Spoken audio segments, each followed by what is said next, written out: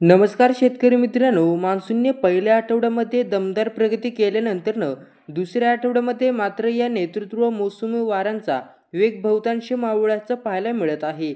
बंगालच्या उपसागरावर असणाऱ्या कमी दाबाच्या पट्ट्याची तीव्रता कमी झाल्याने ही परिस्थिती ओढावली आहे. असं असलं तरीही राज्यात दाखल झालेल्या मोसमी वारे जिथं पोहोचले तिथं स्थिरवर असून त्यामुळे राज्यातील बहुतांश भागांमध्ये पावसाची हजेरी पाहायला मिळत आहे.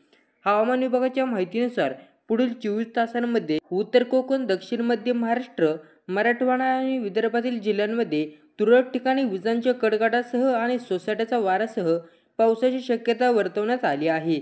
या वादळी पावसाच्या दरम्यान वाऱ्याचा वेग ताशी 40 ते 50 किमी इतका राहण्याची शक्यता आहे.